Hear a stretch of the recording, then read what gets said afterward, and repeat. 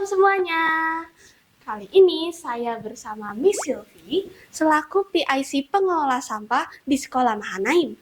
Kali ini kita bakal berbincang-bincang soal bagaimana sih cara Sekolah Mahanaim mengelola sampah organik.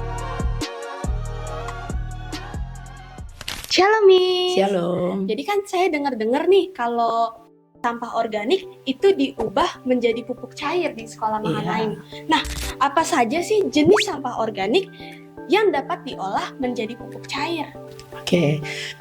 Shalom semuanya. Sampah organik yang bisa diolah menjadi pupuk cair itu atau POC itu bisa dari sampah sisa dapur seperti sisa makanan, sisa sayuran, kulit buah, cangkang telur, daging, dan sementara bisa juga dari sisa pertanian seperti daun-daunan atau kayu, dan yang bisa mudah terurai dan bisa dikelola untuk pupuk cair. Oke Miss, berarti apa saja ya bisa dijadikan pupuk cair asalkan itu sampah organik? Iya. Oke, nah kalau begitu apa aja sih manfaat pupuk cair bagi tanaman? Oke, nah manfaat pupuk organik cair atau POC bagi tanaman yang pertama adalah menyuburkan tanah. Kenapa? Karena POC itu sudah mengandung namanya NPK yang bisa membuat tanah subur. Yang kedua, dapat meningkatkan pertumbuhan akar, batang, dan daun. Yang ketiga, juga dapat mempercepat tumbuh bunga yang menghasilkan nanti buah. Dan yang paling penting adalah bahwa penggunaan pupuk organik cair itu adalah sangat mudah dan sangat murah dan bisa menjadi ramah lingkungan. Seperti itu. Oke, Miss ini berarti ini ya pupuk cairnya ya yang sudah dihasilkan. Oke, nah selain jadi pupuk cair, ini juga ada maggot ya Miss. Berapa lama sih kira-kira waktu yang dibutuhkan maggot untuk mengurai sampah organik Miss? Oke, nah benar ya, kalau di sekolah kita juga ada namanya sampah organik dikelola untuk budidaya maggot. Di mana maggot ini adalah makhluk yang bisa mengurai bakteri dan ramah lingkungan. Nah, budidaya maggot ini memproduksi sampah organik itu selama 10-18 hari. Artinya dimulai dari saat penetasan usia 1-5 hari. Setelah penetasan masuk tahap pembesaran, itu usia 6-18 hari. Dan disinilah ada namanya maggot itu memproduksi seberapa banyak sampah organik sampai dibilang maggot rakus. Artinya maggot itu bisa mengurai sampah 1 kilogram maggot bisa mengurai sampah sekitar 2-4 kilogram. Nah, setelah masuk pembesaran akan masuk namanya tahap panen maggot, yang mana maggot itu sudah layak untuk jadi konsumsi makanan ternak dan bahkan bisa dikelola pabrik untuk pembuatan obat-obat kesehatan, di mana maggot juga mengandung protein yang sangat tinggi. Dan kenapa kita bisa memilih budidaya maggot? Karena maggot ini adalah makhluk organisme yang ramah lingkungan. Maggot BSF namanya, Black Soldier Fly, yang mana bisa menguraikan bakteri dan ramah lingkungan. Seperti itu. Berarti walaupun kecil-kecil seperti ini bisa membantu kita ya. Jadi faktor apa saja sih yang mempengaruhi keberhasilan pengomposan menggunakan maggot? Oke, nah faktor yang mempengaruhi keberhasilan budidaya maggot ini itu adalah jenis pakan. Makanya kemarin kita sosialisasikan bahwa pemilahan itu harus benar. Kemarin kan pemilihan di sekolah kita sudah ada, kita lakukan pemilihan sampah organik, anorganik, dan sampah air sisa makanan. Yang mana nanti ini menentukan bagaimana maggot itu layak atau tidak dikonsumsi oleh makanan ternak dan dijadikan untuk yang lain. Terus selain jenis pakan, ada juga tentang bagaimana kelembapan udara. Makanya ruangan kita seperti ini nggak langsung tembus cahaya matahari. Nah, dan itu juga tergantung suhu. Jadi itu yang menentukan bagaimana keberhasilan budidaya maggot ini. Sehingga maggot kita bisa lebih bagus dan berprotein tinggi. Oke.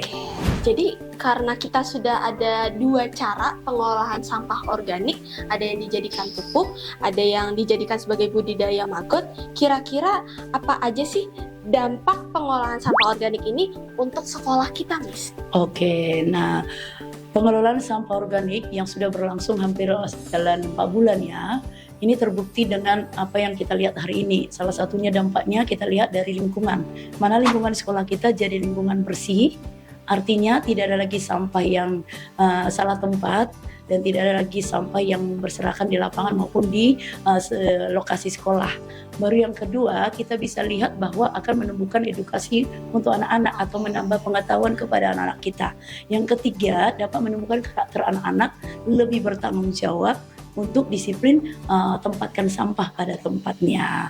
Dan yang terakhir, memang mungkin kita jadi ikut sebagai pemeran atau pelaku untuk kebersihan, sehingga ramah lingkungan terhadap, dan ini berdampak kepada sekitar sekolah kita.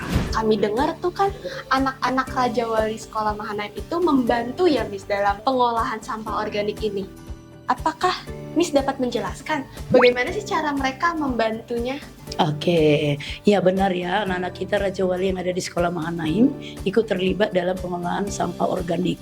Yang mana itu dimulai dari setiap level di sekolah kita, Sekolah Mahanaim, mulai dari TK, SD, SMP, SMA, SMK, IPIS, itu semuanya sudah kita lakukan sosialisasi yang melibatkan anak Raja Wali untuk pemilahan sampah organik, anorganik, dan sisa air, sisa makanan yang ada dilakukan selama kita ada di sekolah ini.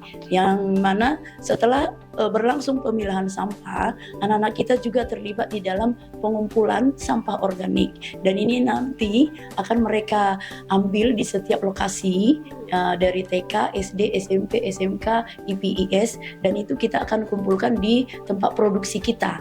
Nah, tempat produksi kita ini itu nanti akan kita juga buat untuk pengelolaannya, yang mana nanti bisa dijadikan untuk komposter atau pupuk organik cair, dan juga untuk budidaya maggot, yang mana anak-anak kita bisa kita berdayakan dan bisa mempunyai keterampilan untuk jadi pengelola, dan bahkan menjadi membuat mereka lebih terampil dalam mengembangkan bakat minat mereka. Dan itu terbukti dari hasil produksi kita, mereka bisa memasarkannya dengan baik. Seperti itu.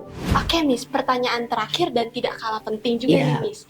Nah, bagaimana sih cara meningkatkan minat masyarakat luar untuk memanfaatkan maggot sebagai pengolahan sampah organik nih Miss? Oke, nah cara kita memang mengedukasi atau mengajak masyarakat di sekitar sekolah kita untuk ikut berperan dalam pengolahan sampah organik itu, yang pertama sih harus ada bukti nyata.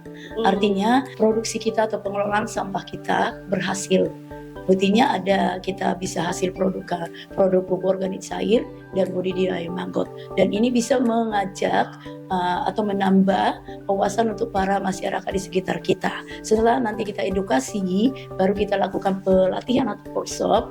Begitu juga dengan terus mengajak mitra dengan mereka, mengajak kerjasama. Mungkin mereka punya sampah organik, bisa ajak mitra dengan kerjasama dengan sekolah kita, dan bisa bersama-sama dalam pengelolaan sampah seperti itu. Dan paling tepatnya lagi, kita sama-sama bisa saling menguntungkan. Artinya ramah lingkungan, dari ekonomi juga kita dapat ya pendapatan tidak seberapa, cuman bisa memanfaatkan yang terbuang tadi bisa jadi berguna seperti itu. Nah pemirsa, semoga pemirsa yang menonton ini juga tertarik untuk mengelola sampah organik menggunakan budidaya maggot dan juga dijadikan sebagai pupuk cair ini. Oke, terima kasih banyak Miss telah memberikan waktu Miss untuk berbincang-bincang singkat bersama kami. Dan juga untuk para pemirsa, semoga perbincangan kami sebelumnya dapat memberikan edukasi untuk para pemirsa. Sekian dan terima kasih. Sampai jumpa.